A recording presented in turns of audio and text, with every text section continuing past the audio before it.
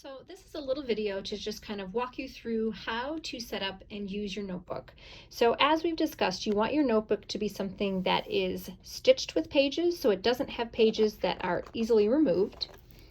You're going to have a table of contents in the beginning. So again, this is our first lab that we're doing. You want to put down the date that you're doing it and then the pages that you'll have. So all of your pages are going to be numbered here. You can have kind of Roman numerals if you want, just for kind of these first pages for the table of contents, but you're going to number every page. I'm going to show you one strategy, which is just to write stuff on, say, the right side of your lab notebook, and then you can use the left side and leave those pages blank unless you want to kind of have some kind of stuff that you just kind of scratch in there.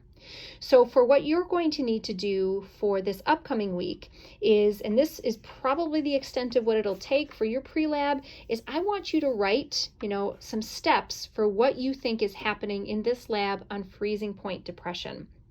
So again, it's not going to be very long, but this is what you're going to need to send in for your pre-lab assignment. When you actually do get into lab, you'll actually write more of a detailed procedure here. So again, you can see with this lab notebook, I leave kind of the even numbered pages blank here. That way, if there was something I needed to write a note on later or so forth, it would be done on this page. These pages are kind of a running detail of what happens in lab. So again, here's kind of some details. Sometimes you might have a handout that's provided that you could staple in or tape into your lab notebook. So again, we're going to see here that these are instructions for what we're going to be doing in lab.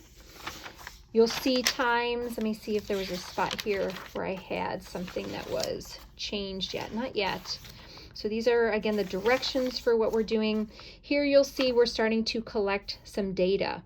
Okay, so maybe you might be drawing a picture for what's happening, that you're kind of getting some data from the instrument that we're using, some relevant data points. And again, we'll talk about what those data points are. But again, you're going to want to have data that's in here.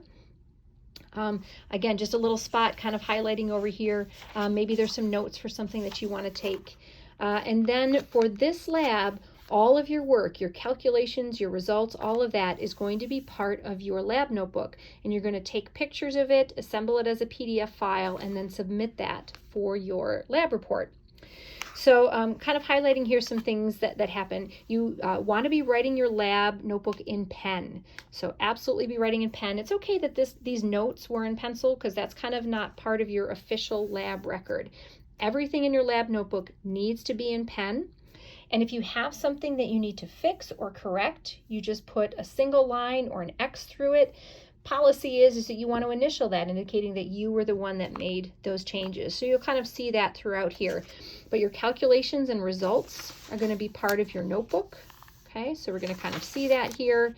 There might be some questions that you need to answer and think about in that regard. So that's our next lab there. So again, information that you're going to want to have to start setting up your notebook. There's going to be a couple of other labs that we will use your notebook for. So again, here we can see the next one is going to be experiment 15. But wanted to give you kind of a run through as to how to think about that.